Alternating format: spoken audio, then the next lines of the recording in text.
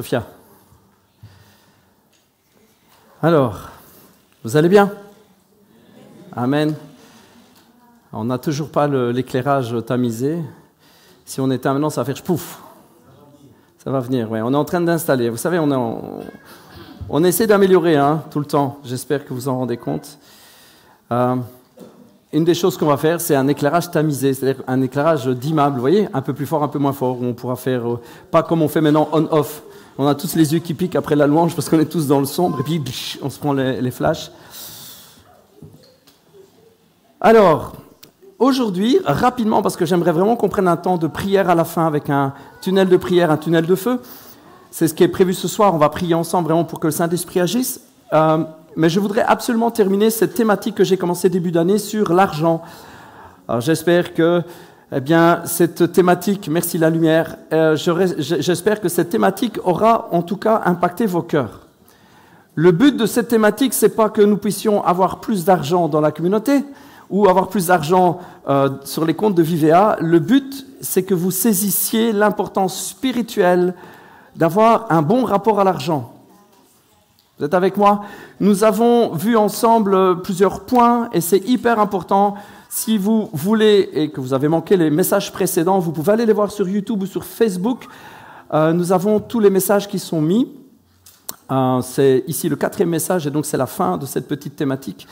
Et c'est vraiment hyper important. Je vous ai pris un passage de référence, la toute première fois, qui était Luc chapitre 16. Ce passage nous dit ceci. C'est Jésus qui parle.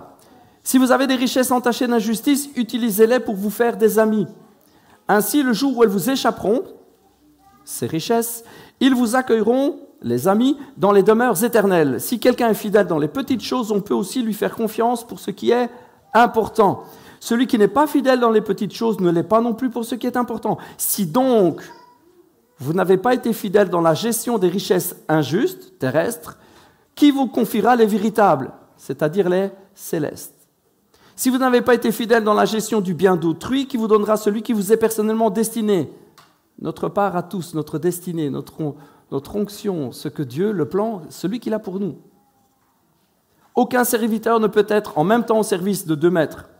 Ou bien il détestera l'un, aimera l'autre, ou bien il sera dévoué au premier et méprisera le second. Vous ne pouvez pas servir en même temps Dieu et l'argent. Alors nous, l'argent, on se dit, on ne sert pas l'argent. Dans ce texte, Jésus parle et cite un dieu ancien qui est Mammon, qui est une divinité qui représente l'argent. Ok? Jésus ramène notre quotidien, tout ce qu'il y a de plus banal, c'est-à-dire gagner sa vie, manger son pain. Il nous ramène à un lien très spirituel, en fait. Ça a l'air de rien comme ça, mais Jésus nous ramène à quelque chose de très spirituel. Il est en train de dire à ses disciples, à ce moment-là, et à tous ceux qui l'écoutent, si vous avez un mauvais rapport à l'argent, si vous ne gérez pas correctement ces choses, si ce n'est pas sain, si ce n'est pas clair dans votre cœur, sachez que c'est un frein pour aller plus loin. C'est ce que la Bible dit, c'est ce que Jésus vient de dire. Si vous ne savez pas gérer correctement l'argent, votre rapport, vos liens, si votre cœur et l'argent, il y a un souci, s'il y a un stress, si vous n'êtes pas OK avec tout ça, si vous n'êtes pas dans ma pensée concernant l'argent, je ne peux pas vous confier plus. Alors, je ne sais pas vous, mais moi, j'entends ça, j'ai qu'une envie, c'est d'être au clair avec l'argent. J'ai qu'une envie, moi je dis, Seigneur, donne-moi plus. On est tous en train de dire, la plupart du temps, Seigneur, fais des miracles, on veut voir ta gloire descendre. Amen. Ok, je m'encourage tout seul. Merci Seigneur, c'est extraordinaire, on veut voir ton royaume, etc. Et c'est une bonne chose, il faut le demander. Seigneur, agis dans la vie de ma famille, agis dans la vie de mes amis, de mes voisins, de mes collègues. Seigneur, je veux voir ta gloire. Et puis, des fois, il nous tape sur l'épaule en disant, tu sais, je voudrais te confier plus. Honnêtement, je ne rêve que de ça. Tu n'étais pas né que je rêvais déjà de le faire. C'est la vérité. Je veux te confier tellement plus. Je veux te donner tellement plus de dons spirituels. Je veux tellement te donner plus. Je veux que tu puisses... Oh, ce que je voudrais faire avec toi. Mais je ne peux pas. Comment ça, Seigneur, tu ne peux pas? Tu peux tout. Il y a un frein. Il y a un rapport à l'argent avec ton cœur. Là, il y a un truc qui coince. Je ne vois pas le rapport, Seigneur. Le rapport, il est là. C'est que Jésus associe l'argent à une divinité. Et donc, le lien que nous avons avec cette divinité-là, c'est un lien avec un faux Dieu, un Dieu qui n'existe pas. C'est un lien mensonger, donc c'est un lien destructeur, donc c'est quelque chose qui nous empêche. C'est assez simple en fait. Au final, c'est assez simple. Jésus nous dit, tu peux pas servir un faux Dieu et vouloir me servir en même temps. Ça ne marche pas. Vous comprenez? C'est juste une question de fidélité et d'honnêteté. J'aime ma femme, je vous assure, j'aime ma femme. Et vous avez compris que je ne veux pas la partager. Je serais même capable, moi, monsieur pasteur, de me fâcher fort. À celui qui voudrait, en même temps, vous savez, on peut partager, non? Donner son amour à 2 maîtres, donner son amour à 2 dieux, donner son amour à 2 femmes. Non. Il y a des choses qu'on ne partage pas. Et l'amour qu'on donne à Dieu n'est pas partageable. On ne peut pas avoir un faux Dieu dans l'histoire. On peut pas. Vous savez, l'image que donne Dieu dans la Bible de ce lien-là, c'est vraiment l'image que je viens de vous donner. Il appelle son peuple un peuple adultère. Seigneur, mais moi j'ai qu'une femme. Ouais, ben tu sais, le problème de servir un autre Dieu, c'est un adultère pour moi. Un adultère spirituel. Et donc c'est quelque chose de méga grave pour Dieu. C'est un truc super important. Et donc pour progresser, pour pouvoir aller plus loin, il faut juste être au clair. Je vous fais un résumé. Nous avons vu la première réunion sur le sujet, vraiment. Nous avons vu et nous avons partagé sur la dîme. Oh, un sujet qui fâche un petit peu de temps en temps parce qu'on voit la dîme comme du légalisme, alors que ce n'est pas du légalisme. Ça a été nommé avant, la Bible en parle avant même que Moïse arrive. C'est bien avant. La dîme, c'est la part qui revient à Dieu. Pourquoi? Parce que quand nous donnons notre dîme, nous envoyons un message clair à Dieu et à Mammon d'ailleurs, aux deux, on envoie un message clair. À Dieu, on lui envoie le message. Ben, tu sais quoi, c'est toi mon pourvoyeur. Et donc, je te dois tout, te donner un 10e, c'est rien du tout, Seigneur. Voilà, tu sais quoi, je veux être sous ta protection, sous ta direction, je veux être sous ta bénédiction, je veux que ce soit toi qui gères mes affaires. Seigneur, tu le fais tellement mieux que moi. Seigneur, je veux te faire confiance. Et le message que nous envoyons à Dieu, il est celui-là. Et le message que nous envoyons à Mammon, c'est, tu sais quoi? Ouais, va voir ailleurs si j'y suis. J'ai pas peur de toi, j'ai pas peur de manquer, j'ai pas peur. C'est Dieu qui pourvoit. Je veux pas être sous ta peur à toi, je veux pas que tu contrôles mes pensées, je veux pas que tu contrôles mon cœur. C'est un message clair. Quand nous disons, Seigneur, je te donne cette dîme, Seigneur, quand je t'apporte cette dîme, c'est parce que vraiment je veux me mettre sous ta direction à toi. Et l'autre, je l'envoie à la gare. Je veux pas de Mammon, je veux pas de ce Dieu-là, je veux pas avoir cette peur. Je vous ai partagé ensuite sur les offrandes et sur les dons. C'est pas la même chose. Ce sont 2 actes d'obéissance, c'est clair, la dîme c'est un acte d'obéissance, les dons et les offrandes c'est un acte d'obéissance, mais les dons et les offrandes c'est un acte de charité. On a les entrailles émues quand quelqu'un est dans le besoin. Ce n'est pas du tout la même chose que les dîmes. Les offrandes, vous avez quelqu'un, vous voyez qu'il est dans le besoin, et vous êtes pris d'amour pour lui. C'est juste extraordinaire, les offrandes et les dons. Et la Bible parle souvent d'ailleurs des dons et des offrandes volontaires. C'est quelque chose qui vient parce qu'on veut bénir quelqu'un. Et ça, voilà, c'est quand le besoin se présente. Quand on a l'occasion, on a vraiment eu l'honneur, la joie de recevoir et de pouvoir aider la Maison des Foyas. Pour ceux qui étaient là la semaine dernière, on a fait le virement cette semaine. On était tellement fiers de pouvoir faire ce virement. Ce n'est pas tous les jours qu'on fait un virement de presque 9 000 €. Moi, j'étais super content.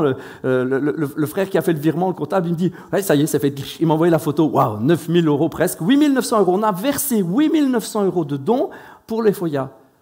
On n'est pas juste fiers, on est honorés de le faire. Vous comprenez, ce n'est pas juste qu'on se la pète, on a fait 8 900 €. Non, on est tellement fiers. Ça, c'est une offrande, c'est un don, ce n'est pas une dîme. On a été pris de compassion. Puis Martine, qui avait ce projet de biscuits pour la Noël, etc., ça fait des années qu'elle le fait. On en a parlé la semaine dernière. Elle avait à cœur de soutenir cette œuvre. Alors, il y en a plein qui s'y sont mis. Alors, on a montré des photos, on voit des jeunes, des moins jeunes, des jeunes de très longtemps. Et ils ont tous aidé. On a vendu des centaines et des centaines de biscuits, des kilos, et paf, merci Seigneur, on a pu faire un super don. Et si on accumule comme ça sur une année, on voit qu'on, malgré tout, Dieu nous permet de faire des super dons. On a des milliers d'euros de dons chaque année. C'est extra, non? Et ça, c'est juste un cœur qui s'ouvre. Et c'est aussi un acte d'obéissance dans l'amour. Mais la Bible nous demande d'être généreux. La dîme, ce n'est pas de la générosité. Et puis aujourd'hui, je voudrais vous parler, et c'est vraiment hyper important, je vais essayer de me faire court pour qu'on puisse vraiment prendre du temps dans la prière, mais je voudrais vous parler d'un dernier point qui est hyper méga important. C'est ce que j'appelle le partenariat financier. C'est tout à fait différent, encore une fois. C'est des choses qu'on trouve dans les Écritures et qui apparaissent sous formes différentes. Et le partenaire ou le partenariat financier, c'est quelque chose de différent. Ce n'est pas la dîme, parce que ce n'est pas quelque chose que je donne à Dieu pour lui dire « je suis sous ta protection, c'est normal que je te rende quelque chose que tu me donnes ». C'est tout ce qu'il y a de plus logique. Seigneur, c'est un message clair que j'envoie, je ne suis pas sous l'autorité de mammon. Ça n'a rien à voir avec ça. Ce n'est pas non plus une question d'émotion, parce que je suis pris, quelqu'un a besoin, je vois quelqu'un qui a un super besoin. Seigneur, mes entrailles sont prises d'émotion, de compassion, mes entrailles sont prises par la charité et j'offre. Ça n'a rien à voir non plus. Le partenariat financier ou le partenariat tout court, c'est un acte, c'est un choix réfléchi, mûri, décidé et ferme. C'est un acte réfléchi, mûri, décidé, ferme et sur la durée.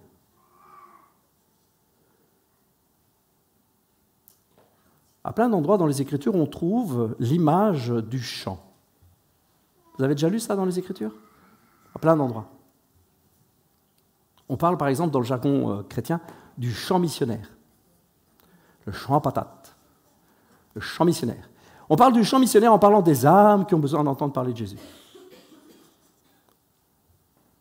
Jésus dira par exemple, priez le Père d'envoyer des moissonneurs dans la moisson. Le monde est comparé à un grand champ. Le cœur aussi est comparé à un champ. À plein d'endroits, Jésus nous parle du cœur comme étant un champ, une terre qu'on cultive. L'image de la culture, du champ, de la moisson, l'image de la terre, l'image de la semence est quelque chose qui revient souvent dans les Écritures. Très souvent. Jésus utilise cette image parce que c'est quelque chose qui parle très fort. Certainement aux gens de cette époque, alors on est un peu plus éloignés, nous ne sommes pas tous cultivateurs, il y en a encore, heureusement qu'il y en a encore d'ailleurs, les pauvres, ils sont bien malmenés ces temps-ci. Alors, ce n'est pas un métier facile du tout, mais c'était quelque chose de bien plus répandu à l'époque. Les gens cultivaient beaucoup plus, chacun même pour soi. C'était quelque chose de beaucoup plus répandu. Quand Jésus parle de cultiver, parle de semer, c'est quelque chose qui parle. C'est quelque chose de... C'est tellement simple à comprendre pour tous ces gens-là. Jésus va utiliser cette image pour comprendre que pour avoir un résultat, pour avoir un retour, il faut d'abord semer. Je pensais que vous allez tous le dire en même temps, mais... Pour avoir un retour, il faut semer. Jésus dira d'ailleurs, ce qu'un homme il sème, il le récolte. Ça marche pour les femmes aussi. Petite note d'ailleurs, je me suis mis à lire les évangiles, pas en hébreu, mais les évangiles traduits de l'hébreu. Vous saviez ça qu'on avait découvert il n'y a vraiment pas longtemps, c'est très récent. On a découvert des évangiles en hébreu qui sont plus anciens que les évangiles en grec et qui, c'est bien logique d'ailleurs, prouvent que les apôtres de l'époque, comme Jean, n'a pas écrit en grec. Ben non, Jean ne parlait pas grec, il a écrit en hébreu. Et puis ça a été traduit en grec, ça a été traduit du grec à plein de langues, et nous on l'a aujourd'hui en français. Et il y a une petite note quand des fois il est marqué « l'homme ». En fait, le terme grec, c'est traduit par « homme », mais dans l'hébreu, on vous met une petite note, on vous dit ça veut dire être humain.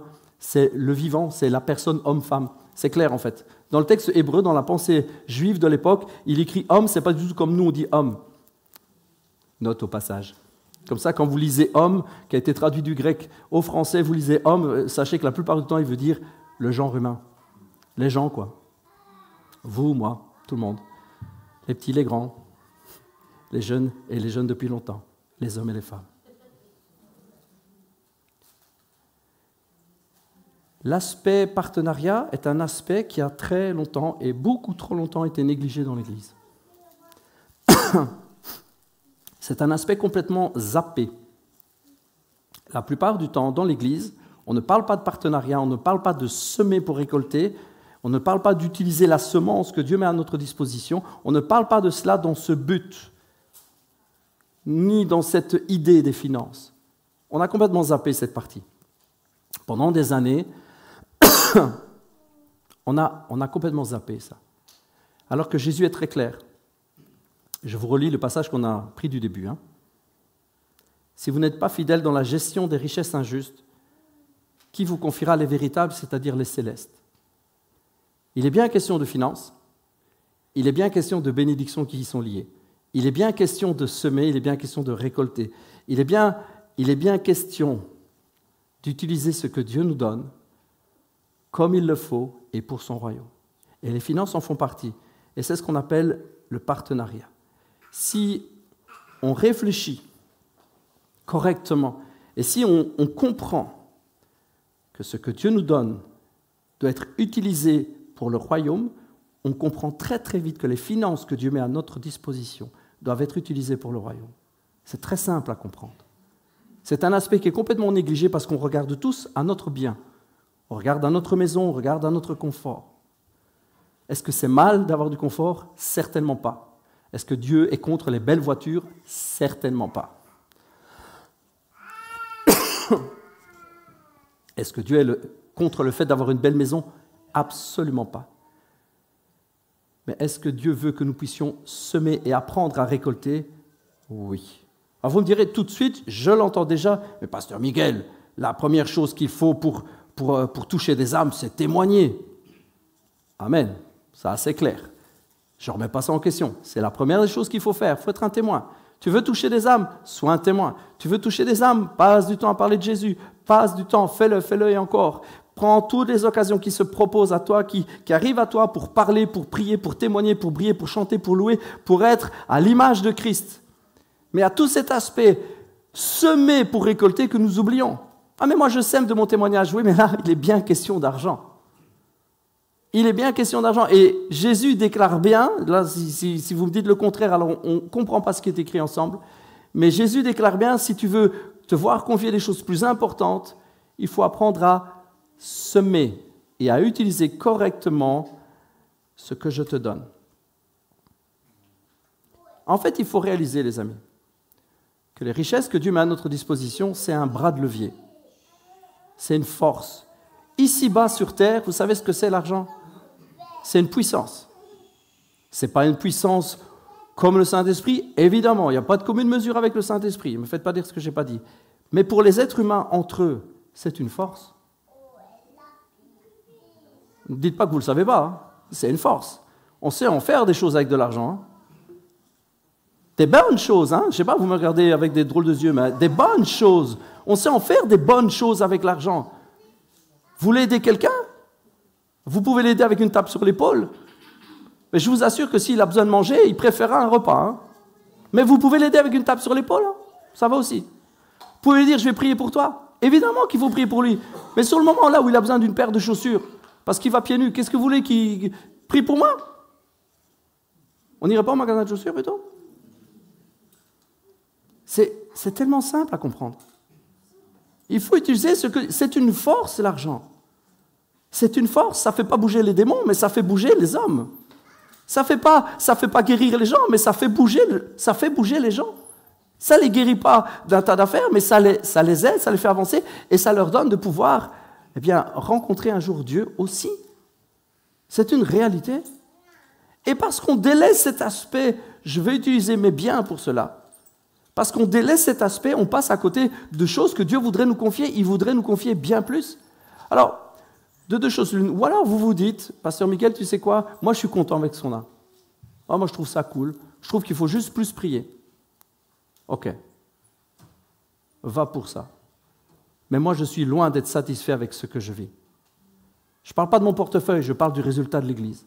Je suis loin d'être satisfait. Je suis loin, très loin d'être satisfait. Je suis loin, très loin de me contenter de ce que je vois. Et quand je lis que Dieu veut nous confier des choses et qu'il ne peut pas parce qu'il est bloqué, mais je vous assure par la porte ou par la fenêtre, hein, mais il faut que ça change. Il faut que ça change. Il faut qu'on voit ça. Vous savez, il y a un moment où il faut prendre conscience que si on a une possibilité de voir Dieu agir plus, moi je vote pour. Hein. Je ne sais pas, il y en a qui peuvent dire, bon, c'est bien, on va juste continuer comme ça, on ne change pas une équipe qui gagne. Hein. Ben moi, je dirais qu'il faudrait peut-être changer une équipe qui ne gagne pas beaucoup. Une équipe un peu moitié perdante. Là. Il faudrait peut-être vérifier, changer, bouger. On dirait, encore une fois, je l'entends déjà d'ici. Oui, mais pasteur Michael, il faut plus aller, il faut plus prier. Les amis, il faut tout faire ça ensemble. On ne saucissonne pas. Je n'ai pas dit qu'il ne fallait pas prier. Je vous ai dit qu'on a saucissonné. Parfois, on ne pousse que d'un côté la barque et on oublie qu'il y a aussi tout ce partenariat. Il faut semer, il faut utiliser. Si Dieu nous donne un bon job, si nous avons les moyens, si on a un salaire, qu'on vit bien, c'est pas que Dieu ne veut pas que nous allions en vacances. Va en vacances 2-3 fois sur l'année, mais sois béni, mon frère, sois béni, ma sœur. Profite de tes vacances. Mais sème. Utilise une partie chaque mois pour semer. Sème, mets Dieu au défi pour voir s'il ne va pas faire quelque chose avec ça. Vous savez que c'est le seul point de la Bible, le seul sujet, je l'ai lu plein de fois, hein, je vous assure, de la première à la dernière page, je n'ai trouvé qu'un seul point où Dieu dit « force-moi, mets-moi à l'épreuve ». Comprenez, c'est le même mot que « tenter ». Tu ne tenteras pas l'Éternel ton Dieu. Vous connaissez le passage ? Eh bien, il y a un verset qui dit le contraire. Il y a un passage où Dieu dit « tente-moi, vas-y ». Vous me croyez ou pas ? Malachie. Apportez donc vos dîmes dans leur totalité dans le trésor du temple pour qu'il y ait des vivres à manger dans ma maison. De cette façon-là, mettez-moi à l'épreuve. Comprenez, c'est le même mot que tenter. Tenter veut dire forcer. La Bible dit, Dieu dit, tu ne me forces pas la main. On ne me met pas le couteau sur la gorge, les gars. Il n'y a personne qui fait ça avec moi dans l'univers. Il n'y a personne qui me met le couteau à la gorge. Et là, il te dit à toi et à moi, vas-y, pousse-moi dans le dos. Vas-y, tente-moi. Tu peux me forcer la main sur le sujet. Sur le sujet, c'est le seul sujet. Hein. Vous l'avez déjà lu ? C'est le seul sujet. Mettez-moi à l'épreuve de la sorte, de cette façon-là, je le relis. De cette façon-là, mettez-moi à l'épreuve, déclare l'Éternel, le Seigneur des armées célestes. Alors vous verrez bien si de mon côté, il s'engage à le faire. Je n'ouvre pas pour vous les écluses des cieux et ne vous comble pas avec surabondance de ma bénédiction. Tiens, hop, pasteur Miguel, hop, tu t'emballes. Là, on parle vraiment de terre à terre. Hein. Là, Dieu parle de bénédiction matérielle. Pour vous, je détruirai l'insecte qui dévore. Il ne détruira plus les produits de vos terres, vos vignes et de vos campagnes. Elles ne manqueront plus de fruits, déclare l'Éternel, le Seigneur des armées. Et toutes les nations vous diront bienheureux, car vous serez un pays de délices, déclare l'Éternel, le Seigneur des armées. Je vous l'ai dit, Jésus utilise l'image du champ. C'est clair. Le champ, c'est le monde. Et ici, on peut tout à fait, je vous assure, de toute façon, moi je le fais, c'est pas grave. On peut lier ce passage. On peut vraiment prendre ce passage et le prendre spirituellement, tout à fait. Dieu dit, eh bien vas-y, mets-moi à l'épreuve, et tu verras si le champ que tu es en train de cultiver, je ne le bénis pas. Tu vas voir, je vais même menacer celui qui vient dévorer. Tu sais, toutes ces fois où tu as témoigné, et tu as prié, et tu as pris ton courage à deux mains, et je te félicite de l'avoir fait. Peut-être même en rue, tu t'es mis à genoux, et tu as dit, je l'ordonne, le pied maintenant il est béni, et tu as vu la gloire de Dieu, et tu es heureux. Et puis tu dis, mais Seigneur, le fruit, il est où maintenant ? Les gens, je ne les vois plus, ça fait rien, ça produit rien. Comment c'est possible que le gars là, il a la jambe, la cheville va mieux et puis il se taille comme si de rien n'était. Comment c'est possible ? Comment après toutes ces heures de discussion avec les gens dans la rue, comment Seigneur, il y a si peu de résultats ? T'es pas au courant ? T'es pas au courant ? Jésus nous a expliqué qu'il y a un ennemi qui vient après que tu aies semé. Il vole, il détruit. T'es pas au courant ? Toi, tu es là, tu passes du temps. Et puis Dieu dit, mais je veux te confier des trucs plus grands. Et je te promets même que je protégerai de celui qui vient détruire. C'est clair, hein ? Il ne détruira plus le produit de vos terres. Oh. Vos campagnes ne manqueront pas ou ne manqueront plus de fruits. Est-ce que tu n'es pas appelé à porter du fruit ? Comprenez bien, hein? Nous ne produisons pas du fruit, nous portons du fruit. C'est la terre elle-même qui porte ce fruit. C'est le Saint-Esprit qui fait ça en nous. Et Dieu est en train de dire, mets-moi à l'épreuve. Et tu verras s'il n'y a pas un fruit abondant et un fruit qui demeure. Tu bosses et il faut bosser. Je ne suis pas en train de dire, ah ben d'accord, du coup on va rester pépère à la maison, on va faire des versements à droite et à gauche et puis Dieu va bénir. Si vous dites ça, je vais vraiment me fâcher à la longue, hein, parce que, ah mince quoi. Je ne dis pas ce genre de truc. Je suis en train de dire qu'il faut tout faire en même temps. Il faut y aller de front. Mais on a oublié ça. On a zappé. Je me prêche à moi-même. Pendant des années, j'ai zappé ce détail. J'ai zappé le fait qu'on loupe quelque chose si on ne s'aime pas. Si on n'est pas en train de réfléchir, je vais placer où mes billes? Mes sous, je vais les placer où? Nous, Belges, vous le savez, nous les Belges, on aime bien l'épargne. Le Belge est épargnant. Et là, ce qu'on appelle une brique dans le ventre. Il aime bien ça. Il place ses sous-sous. Le matelas, c'était avant, maintenant on les place à la banque sur un compte épargne qui ne rapporte rien. C'est vrai, il ne rapporte rien, de toute façon. Et puis, Jésus est venu nous dire, réfléchis où tu mets ton trésor. Parce que là où est ton trésor, là sera ton cœur. Oh, encore une fois, pasteur Miguel. Non, arrêtez de me dire que ce n'est pas spirituel. Hein. Il y en a marre. C'est spirituel. Tout est spirituel dans la Bible. Si tu te laisses toucher par le Saint-Esprit, et si tu acceptes ça, il y a une grande bénédiction. On a un exemple très précis, parce que ce que je suis en train de vous dire, peut-être vous direz, ouais, j'attends qu'il me montre un exemple. Avez-vous lu l'Épître aux Philippiens? Parce que l'Épître aux Philippiens, je vous assure, c'est du béton. Hein. L'Épître aux Philippiens, c'est vraiment une église. Je ne sais pas s'ils avaient compris tout ça comme ça. Je ne sais pas si, à la lecture de l'Ancien Testament, parce que, mis à part tout le bruit que je fais, mais est-ce que vous savez, vous comprenez que les premières églises n'avaient que l'Ancien Testament. Hein. Vous n'avez pas les évangiles encore à l'époque. Hein. C'est venu par après, tout ça. Hein. Les apôtres ont écrit par après, ça s'est propagé par après. Mais les premiers qui sont partis travailler, les premiers qui sont partis évangéliser, ils avaient la Torah.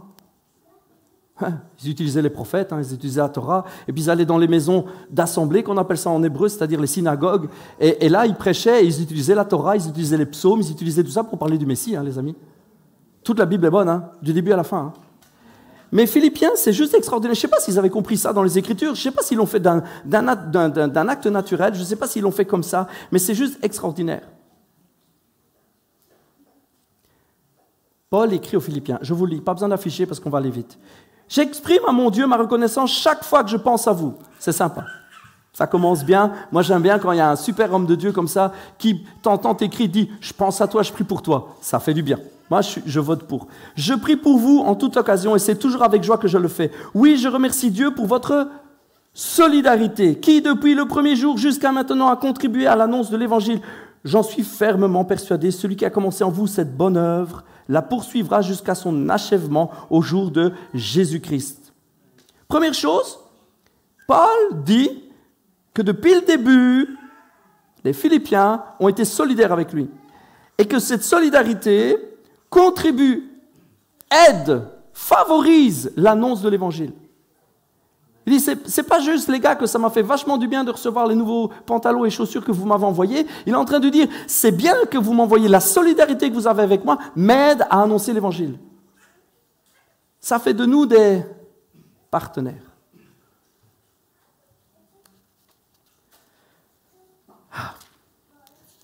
Il en parle. Et puis, il dira quelque chose vraiment de très important. Il va leur expliquer qu'en fait, en rentrant dans ce partenariat avec eux, en envoyant du soutien, les Philippiens se sont engagés à recevoir, sans le savoir, une bénédiction.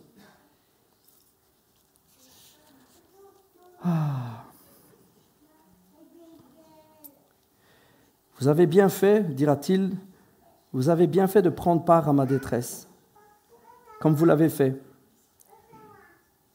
Vous le savez, Philippiens, dans les premiers temps de mon activité, c'est-à-dire la prédication de l'Évangile, lorsque j'ai quitté la Macédoine, aucune autre église n'est entrée avec moi.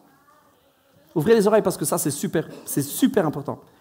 Aucune autre église est entrée avec moi dans un échange réciproque de dons matériels et spirituels. Vous seul l'avez fait. Je vous traduis la phrase. Paul est en train de dire, quand vous vous êtes mis à me soutenir régulièrement, vous savez, les théologiens s'accordent pour dire que pendant son arrestation à Rome, et quand après il a pu être, vous connaissez un peu le passage, Paul a pu après un moment avoir une maison. Vous connaissez ça? Comment un gars qui sort de prison peut se payer une maison? S'il n'y a pas des gens derrière qui le soutiennent et qui disent, on va bénir Paul parce qu'apparemment il est en prison, mais on va lui envoyer des sous. Et alors qu'ils envoient des sous, Paul peut quitter la prison et peut librement louer une maison. C'est cool quand même, non? Pendant 2 ans. Et parce qu'ils font ça, il peut lui prêcher l'Évangile. Et il dit, quand j'ai commencé à travailler, il n'y a personne qui a compris la bénédiction de soutenir un ministère. Il n'y a personne qui a capté ça. Vous êtes les seuls à l'avoir fait. Et alors que vous l'avez fait, vous êtes rentrés sans le savoir, les copains, parce que c'est extraordinaire, dans un échange réciproque de biens matériels et spirituels. Le partenariat que l'église de Philippe a eu avec Paul, je ne sais pas s'il le savait, mais Paul est en train de leur dire, les gars, vous ne savez pas, hein, mais alors que vous semiez, il y a des bénédictions spirituelles qui reviennent vers vous. C'est ça qu'il est en train de dire. Alors que vous êtes en train de semer dans le ministère, moi je suis en train de prêcher l'évangile là, grâce à vous. Grâce à vous, parce que c'est vous qui me payez les chaussettes et la nourriture, mais grâce à vous, hein, je prêche l'évangile, et parce que je prêche l'évangile, mon Dieu est en train de vous bénir. Il y a des bénédictions spirituelles, c'est un échange réciproque, c'est ce que j'appelle un partenariat. Il y a une bénédiction qui va de l'un à l'autre, de l'autre à l'un. C'est extraordinaire. Et ce qui est dingue, c'est que de toutes les églises que Paul a ouvertes,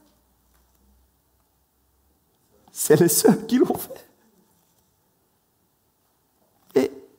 Et ça passe comme ça inaperçu aux yeux de tous les autres. Comme nous pouvons aujourd'hui réagir ou pas et dire « Oh, la série sur l'argent, franchement, elle me saoule. J'espère que Pasteur Miguel ne va pas en faire 8 des messages. Oh, 4, c'est déjà pas mal. Hein. Enfin, j'avoue, 4, c'est quand même pas mal déjà. Oh, c'est saoulant. » Et on peut passer à côté d'une bénédiction réelle. S'engager avec un ministère, avec un homme de Dieu, une femme de Dieu, s'engager et semer fait qu'une bénédiction revient. C'est pas moi qui le dis, c'est Paul qui l'explique, rempli du Saint-Esprit. Pourquoi? Prenons les choses de nouveau avec le chant. Je vous ai dit, le chant missionnaire, mais aussi le cœur est un chant. Alors que les Philippiens sont en train de semer dans le chant de Paul, ils sèment dans son cœur, et ils sèment dans le chant qu'il est en train de travailler. Ils sont en train de semer. Quels sont les fruits qui sortent de cette terre? Les fruits qui sont liés à cette terre. Si c'est le chant de Paul, les fruits, c'est les fruits de qui? C'est les fruits liés au ministère de Paul, évidemment. Et c'est ça qui est extraordinaire. Alors qu'ils sont en train de semer chez Paul, il y a des bénédictions de l'onction de Paul qui reviennent chez eux. Ouh, c'est cool, hein? Alors qu'ils sont en train de semer chez lui, ils ont le retour d'un homme hyper consacré, qui passe son temps en prière. Ils ont le fruit de ça qui revient vers eux. Ça ne vous fait pas tilt? Il n'y a pas un truc, vous dites, punaise, il y a un truc cool qu'on a loupé. Il y a un truc là qu'on loupe. C'est que si nous semons dans un certain champ, nous en récolterons certains fruits. Et que si nous semons dans un autre, nous aurons d'autres fruits. On n'est pas tous appelés à aller au bout du monde. Sinon, tout le monde irait au bout du monde, il y aurait des croisements, ce serait un peu bizarre. À un moment, ça n'irait plus avec les avions. On n'est pas tous appelés à aller au bout du monde. Mais nous pouvons tous soutenir quelqu'un qui va au bout du monde. Et alors que cet homme ou cette femme, brave ceci, brave cela, est en combat spirituel, est béni, il y a l'onction qui descend, alors que nous semons dans son champ, il y a une bénédiction qui nous revient. Et puis là, on se dit, waouh, ça va bien en fait, là, ces temps-ci, on se porte bien, puis les finances vont bien, puis waouh, on sent la paix de Dieu. Et puis on ne sait pas pourquoi. Il y a quelques années, c'était en 2019, ça remonte, hein. Je vais à la dernière conférence Fire où Reinhard Bonnke était là. C'est un ministère qui m'a tellement touché. Je vais à cette conférence et j'avais juste l'envie, très humaine, de le rencontrer. J'en ai déjà rencontré des hommes de Dieu que j'apprécie, des femmes de Dieu, mais je n'ai jamais eu l'occasion et je n'ai pas pu le rencontrer. Quelques mois après, il décédait. Mais je suis allé là-bas et Vlatipa, qui a notre ami Todd White, qui partage le fait que quand il a commencé à bénir le Céphane mensuellement, qu'il a été un partenaire du Céphane, il a vu Dieu agir dans sa vie. Il a vu Dieu le bénir d'une manière miraculeuse, il dit, et il a compris que c'est la bénédiction du ministère Céphane vous savez, il y a un effet boomerang, quoi. Et il dit ça, et moi je suis là, assis sur ma chaise, tranquillou, je dis, il est sérieux ou il est sérieux? C'est cool ça, c'est pas mal, tiens, comme système. Et vous savez, c'est pas malsain, c'est pas se dire « Ah ouais, il y a des yards à gagner », ça n'a rien à voir. On n'est pas en train de marcher. Je me suis dit « Mais c'est vrai ça. Je les bénis, eux, ça les aide. Ça les soutient. » Vous savez, une campagne d'évangélisation de l'envergure du Céphane, c'est des millions de dollars. C'est des millions de dollars. Et donc, moi, avec mon petit versement mensuel, c'est une goutte d'eau dans l'océan. Non, c'est une goutte d'eau dans le conteneur. Parce que c'est quand même, voilà, ça fait la différence. Et je me dis, et en plus, il y a une bénédiction qui vient de là. Je ne le fais pas pour la bénédiction, je me dis, mais Seigneur, je veux bien être béni comme moi. Et puis, j'y pense plus, et avec mon épouse, on se met à les soutenir chaque mois. Ça fait des années qu'on fait ça. Et puis, il n'y a pas longtemps, il y a un pasteur qui m'appelle pour que j'aille faire une campagne d'évangélisation à Madagascar. Et puis là, je n'ai pas les sous, donc et puis, grâce à votre générosité, on part. Et puis, je me rappelle de tout ça. Je me dis, mais en fait, j'ai commencé à semer dans un ministère d'évangélisation, et puis maintenant, j'ai reçu, moi, des paroles, comme quoi j'allais faire des campagnes d'évangélisation avec des centaines de milliers de gens sur toute la terre d'Afrique, j'allais aller dans plusieurs pays d'Asie, etc. On a prophétisé sur ma vie en disant, tu vas être un évangéliste, tu vas faire des évangélisations de masse avec des milliers, tu vas voir la gloire de Dieu, des chaises roulantes, je les vois dans l'esprit, des tas de chaises roulantes. Et j'ai dit, mais en fait, ça a commencé quand j'ai commencé à semer. Je n'avais pas ça avant. J'avais jamais même pensé à cela. Le frère André Woumac, qui partage cette thématique qui m'a vraiment impacté, il explique que, et c'est vraiment pas malsain, comprenez bien que c'est juste des règles spirituelles. Il voulait vraiment avoir un impact sur l'audiovisuel américain parce qu'il voulait toucher les gens par la télévision. Et franchement, les portes étaient fermées. Fermées. Et c'est un frère qui a compris cette réalité spirituelle. Et il s'est dit, Seigneur, tu sais quoi, si je ne peux pas le faire moi maintenant, je vais semer dans la vie de quelqu'un qui le fait. Premièrement, ça va le bénir, et je sais, Seigneur, qu'il y a une bénédiction qui revient. Et donc, il a pris un ministère de téléévangéliste qu'il a reconnu comme étant un homme de Dieu, parce que, vous allez voir après, je vais vous en parler, il faut réfléchir à qui on donne. Hein, parce qu'on a un retour positif ou on a un retour négatif. Hein. Donc, il se dit, je vais prendre un ministère de téléévangéliste que j'aime, et Seigneur, tu sais quoi, je vais donner. Et il s'est mis à être partenaire, 6 mois. C'est juste extraordinaire. Il le témoigne, 6 mois, les portes se sont ouvertes. Il a pu avoir chaîne de télé, bazar, 6 mois. Je ne suis pas en train de vous vendre des chiffres. Hein. Je vous donne son exemple de vie. Moi, je vous ai parlé qu'en 2019, j'ai semé à Stéphane. Hein. Donc, ça fait des années. Ce n'est pas une question de il faut vite le faire parce que vite, je voudrais acheter une nouvelle maison. Vite. Ça n'a rien à voir avec tout ça. C'est une question de cœur. Il expliquait aussi qu'il a partagé cette vision-là à un couple qui chantait dans les églises. Et ce couple, ils étaient heureux, ils chantaient dans des églises, souvent des petites communautés. Et, ils ramaient vraiment financièrement, mais c'était des gens généreux et gentils. Vraiment, il dit, c'était des gens impliqués, c'est des amis à lui, des intimes. Il dit, ils chantaient et ils sentaient dans leur cœur que Dieu les appelait à avoir un rayonnement beaucoup plus grand. Vous savez, c'est pas facile. Hein. Les portes ne s'ouvrent pas toujours super facilement. C'est Dieu qui les ouvre. Alors, s'il ne les ouvre pas... Comme dirait l'autre, bonne chance. Hein? Bonne chance. C'est le rêve de film, il ne faut pas faire gaffe. Si Dieu n'ouvre pas les portes, franchement, vous pouvez toujours essayer de les défoncer, ça ne marche pas. Et ce couple-là, ils sont vraiment coincés, Et puis, le frère Woumac leur partage ça. Et ils disent, ouais, c'est vrai ça, on va le faire. Et puis ils se disent, Seigneur, quel est le ministère qu'on peut bénir et qui rayonne et qui nous inspire? Oui, c'est ça qu'il faut regarder, qui nous inspire. Bon, ils ont visé haut, hein, mais bon, soit. Merci Seigneur. Ils disent, Joyce Meyer, ça c'est quelqu'un qui rayonne vraiment. Voilà, on la voit partout. C'est pas l'orgueil, ils se sont dit, Seigneur, on sent qu'on est appelé à faire ça. Et ils se sont mis à être partenaires de Joyce Meyer. Quelques mois après, ils étaient le groupe qui chantait avec Joyce Meyer, en fait. C'est marrant. Hein. Elle les a contactés, puis elle les a reçus, puis patati, Dieu ouvre les portes, et puis en fait, ils ne la connaissaient pas. Hein. Mais elle a entendu parler, on ne sait pas trop comment d'eux, patati patata, puis Dieu ouvre les portes.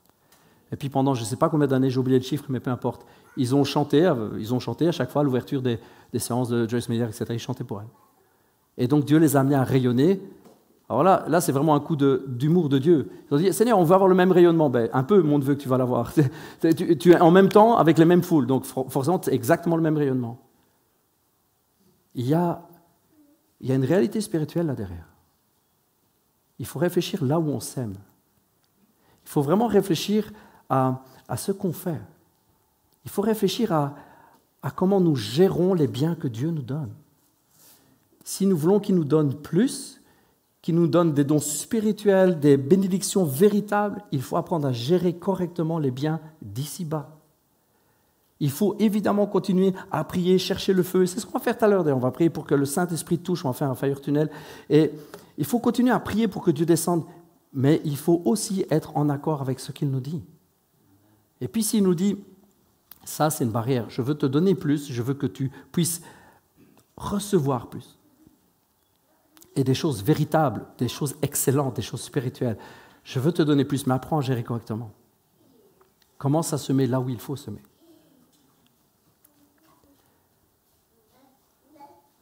Proverbe 18 dit ceci. Les présents d'un homme lui élargissent la voie et lui donnent accès auprès des grands. Qu'est-ce que ça vient faire Le mot présent utilisé là, c'est matan. Matan qui veut dire offrande, don. C'est une bénédiction financière. Les versements financiers ou les bénédictions financières, là où un homme va semer, ça lui ouvre la voie, ça lui élargit la voie et ça lui donne accès aux grands. Comprenez la puissance qu'il y a derrière ce verset? C'est un truc de fou. Et je sais, ça fait un peu pot de vin là. Non, ça fait bizarre, c'est malsain, pasteur Miguel. C'est-à-dire qu'on donne des sous et... oh, qu'on a un mauvais rapport à l'argent, s'il vous plaît. Oh là là là là. Vous connaissez l'histoire de la reine de Saba, qui est venue voir Salomon? Ah, c'est pas une petite reine, Elle avait des sous, Ah, elle avait des sous, Juste comme ça, elle est venue avec 3 tonnes d'or. Tranquille. Elle est arrivée près de Salomon, j'ai quelques babioles. Ah, elle n'est pas venue comme ça. Elle entend de loin de son pays que, waouh, il y a un Dieu là qui a béni un homme, et cet homme, il a une sagesse que personne sur terre n'a. C'est la Bible qui le dit. Et alors, elle entend des trucs de ouf, quoi. Elle dit, quoi? Dans leur ville, l'argent, c'est comme les cailloux? Ouais, c'est ce qu'on dit. On dit que tout est en or. Tout, les verres, la vaisselle, ça ne devait pas être très joli, d'ailleurs, tout jaune. Un petit peu éblouissant. Et dès qu'il y a un rayon de soleil, tu ne sais plus manger. Mon assiette, elle est où? Mon assiette, elle est où? Tout brille. Soit, ne nous égarons pas. Mais la Bible dit que tout était en or et que l'argent, on n'en faisait aucun truc. C'est du genre, vous savez, le bol du chien. Bon, on le fait en argent. Ça, l'argent. C'était aussi commun que les cailloux.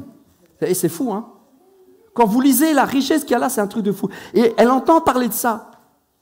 Et puis elle se dit, moi, j'aimerais bien le rencontrer. J'aimerais bien, moi, avoir, vous savez, les mêmes bénédictions que lui, là. Enfin, franchement, le gars, il est béni, quoi.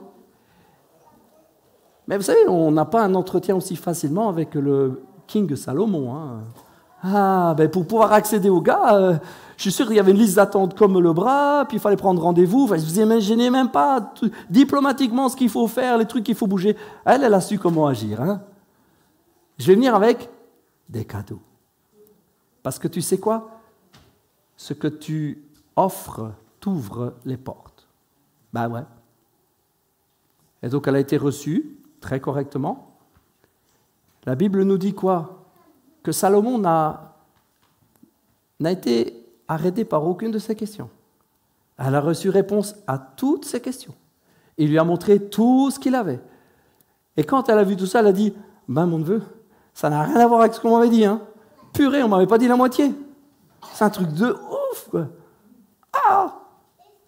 Et alors, le petit détail que j'aime par-dessus tout, c'est qu'elle est repartie avec plus que ce qu'elle avait amené. Parce que la Bible te dit que Salomon lui a fait des cadeaux dignes de lui. Ah ouais, t'arrives avec 3 tonnes d'or. C'est sympa, on donnera aux petits. Ouais, faites des cadeaux à la dame, s'il vous plaît. Et puis là, ils lui ont fait des vrais cadeaux. Bon, ça détend de rigoler un peu. Maintenant, vous reprenez tout ça, vous ramenez tout à quelque chose de spirituel et de très, très, très puissant. Il y a des choses, c'est juste extraordinaire. Dieu nous donne les moyens, Dieu nous donne des ressources pour que nous puissions accéder à certaines choses. Si nous semons, ça nous ouvre la voie. Et ça nous donne accès à rencontrer des choses grandes. Vous savez, je vous le dis souvent, j'aime bien vous dire que tout est lié. J'ai déjà dit, que je le dis souvent, tout est lié. Tout est lié. Spirituellement, c'est lié tout ça. C'est juste extraordinaire. On a déjà pris pour des jambes cassées, mais...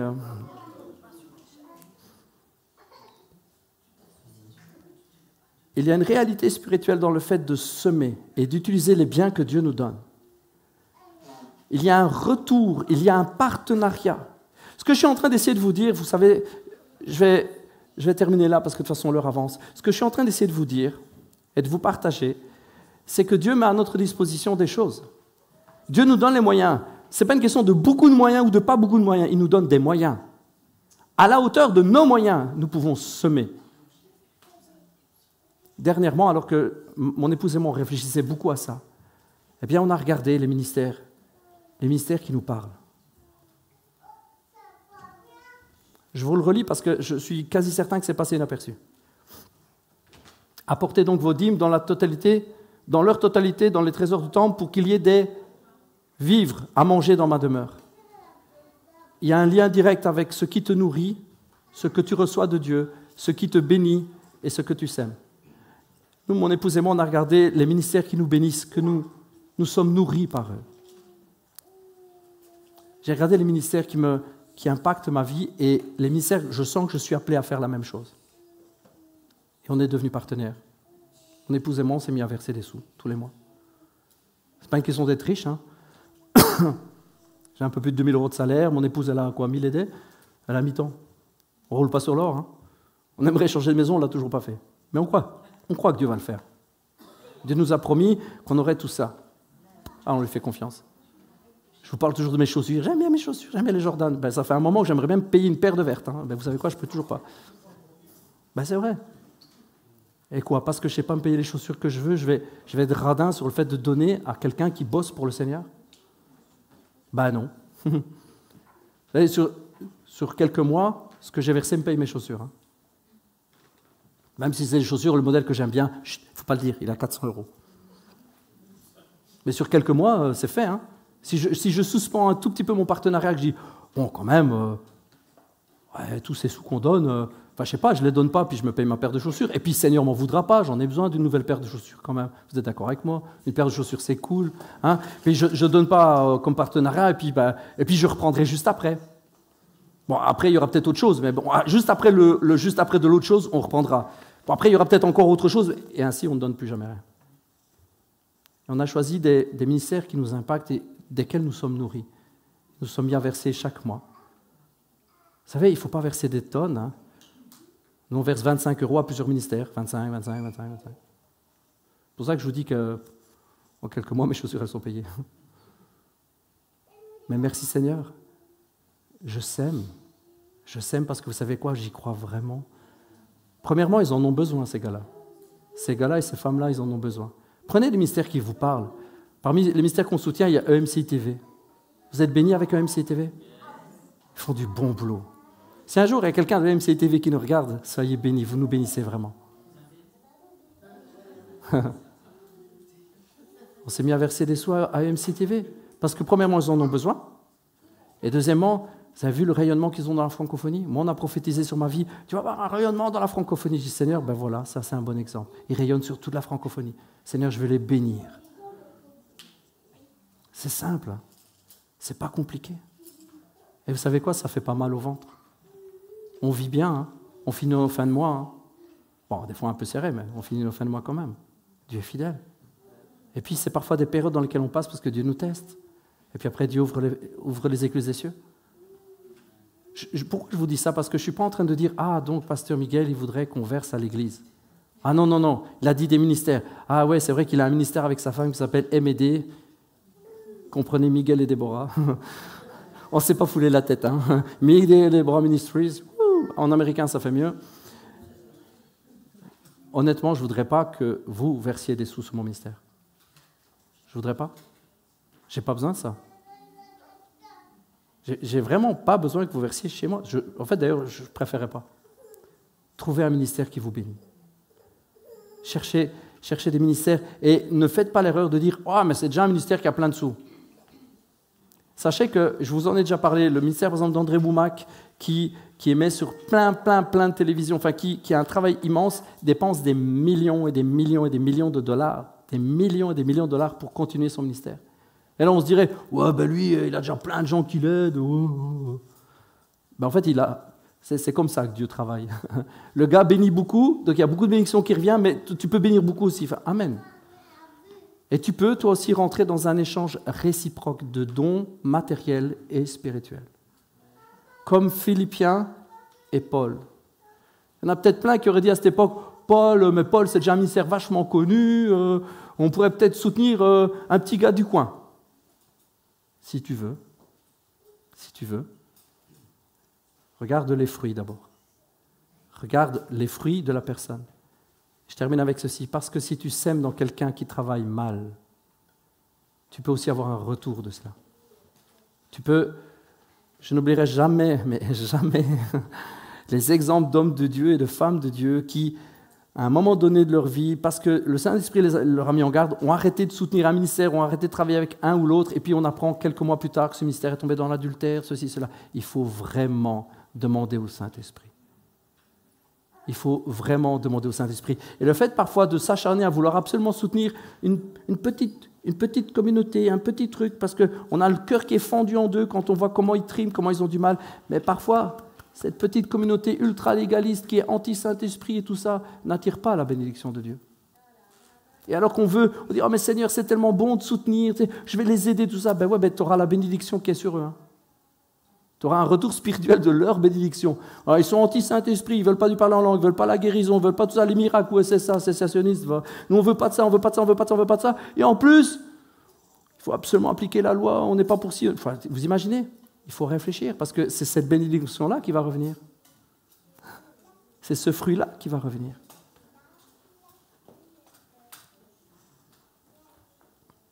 Je vous encourage à prendre du temps dans la prière. Cette thématique est là pour vous bouger et pour vous faire un petit peu...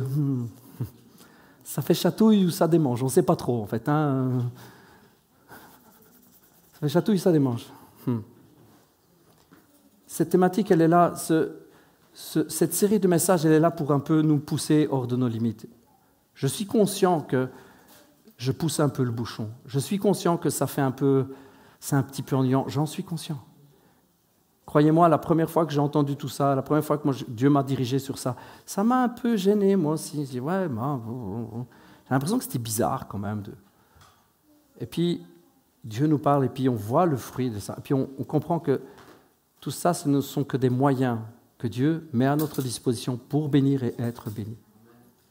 Si vous choisissez d'être bon, juste et fidèle dans les petites choses terrestres, Dieu vous confiera des véritables et des célestes.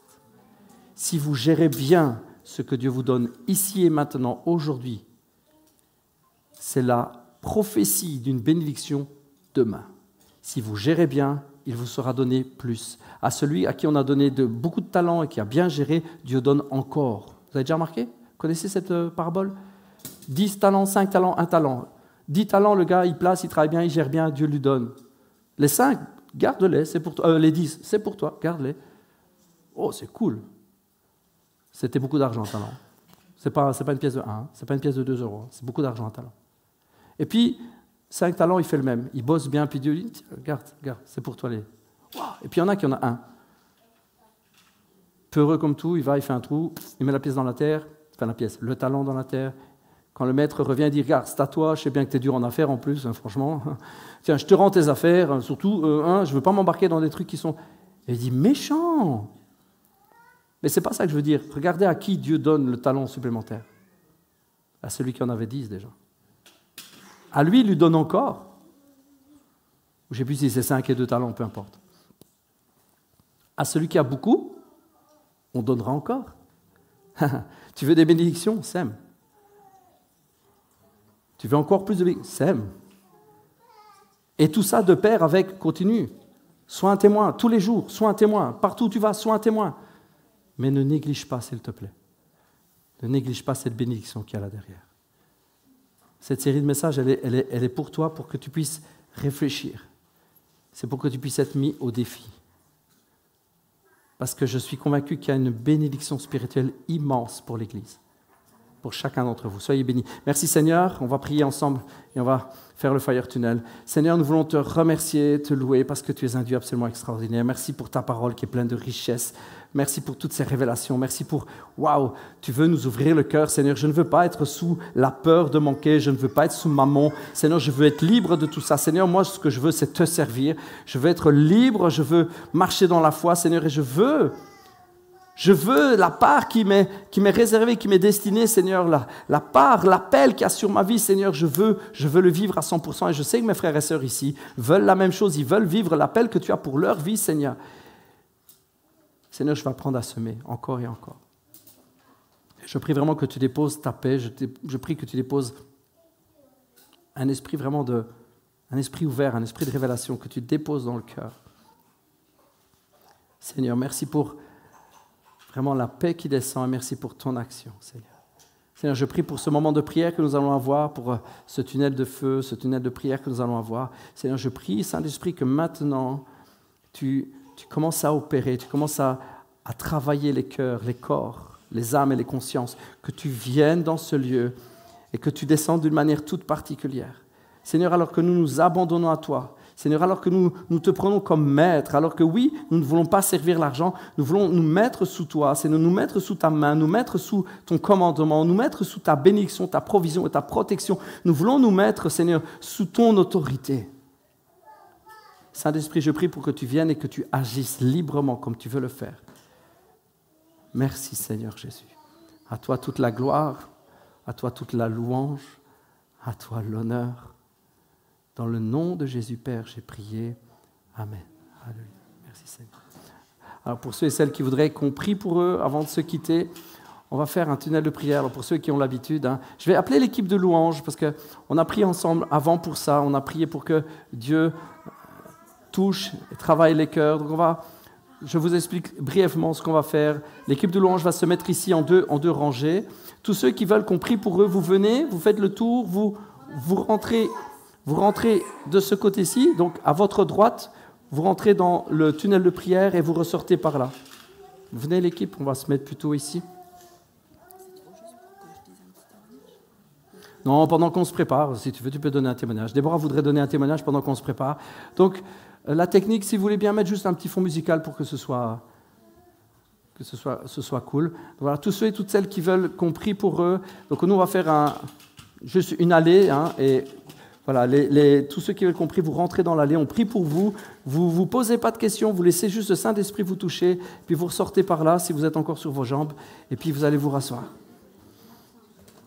On va juste demander au Saint-Esprit de venir dans ce lieu et d'agir.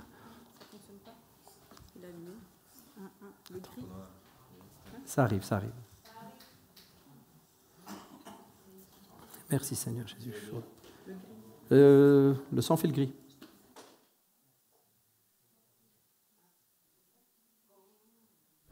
Ça y est. Voilà. Je sens que je dois vous partager ce témoignage-là par rapport à justement la prêche de Miguel. Bon, il n'était pas au courant, mais parce que moi j'avais vraiment cette peur de manquer. En fait, on a vécu vraiment des années difficiles, Miguel et moi-même.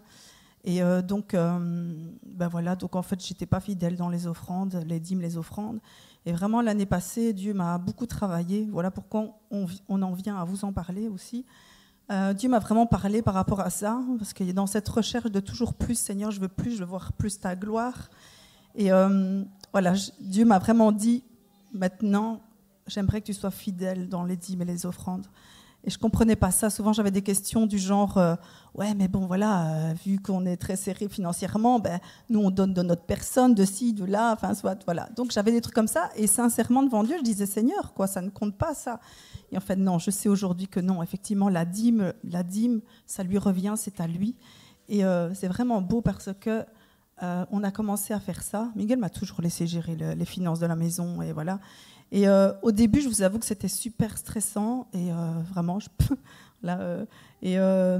parce que souvent, il nous dit de donner au début du mois, et moi, je disais, on verra à la fin du mois. Et en fait, si vous faites ça, vous ne donnerez pas. Parce que, étonnamment, c'est pour ça que je veux vous le partager, je suis moi-même émerveillée en fait, de ce qui se passe ces mois-ci. Ça fait maintenant des mois et des mois qu'on donne et que je suis fidèle dans les dîmes et les offrandes. Et Dieu m'a montré vraiment la dîme de tout. Donc tous mes revenus, tout, je donne la dîme de tout. Enfin, on donne. Et en fait, c'est extraordinaire. J'étais assez émerveillée parce que maintenant, je donne effectivement, les salaires arrivent, je donne généreusement.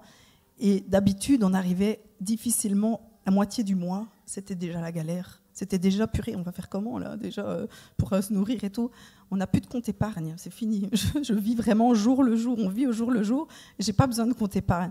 Et en fait, voilà, ça fait plusieurs mois et encore aujourd'hui, je dis, et je ne regarde plus. Je vais au magasin, Seigneur, il dit, ne vous inquiétez de rien, je vous donnerai ce que vous avez besoin. Donc je vais au magasin, aujourd'hui on a envie de manger ça, je vais, tac, tac, et je suis moins à regarder mon compte, je ne veux plus le regarder, je m'en fous, j'ai ma carte et c'est tout. Et je me dis, Seigneur, il m'a dit, mettez-moi de la sorte à l'épreuve, donc je dis, de toute façon, voilà, ça passera. Et en fait, aujourd'hui, on arrive à la fin du mois, je suis bien, on est bien. On est bien, je peux bénir, je peux encore donner, on est bien. Et c'est ce qu'il dit, c'est ce que la parole dit, c'est qu'il nous donnera au-delà, il nous donnera de quoi faire encore des choses à côté, de se faire plaisir, et on peut se faire plaisir. Voilà. J'avais vraiment à cœur parce que moi-même je suis émerveillée. Je me dis, au final, il y a un truc qui ne va pas. Réellement, je ne sais pas comment Dieu fait, mais aujourd'hui, mon compte, il se porte bien. Voilà. Merci Seigneur. Voilà, lui soit toute la gloire.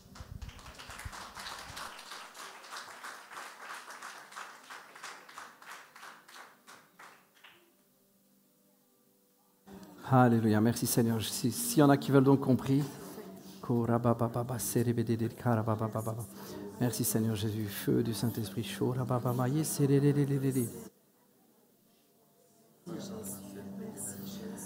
Alors que nous prions ici, soyez vous aussi en prière dans la communauté.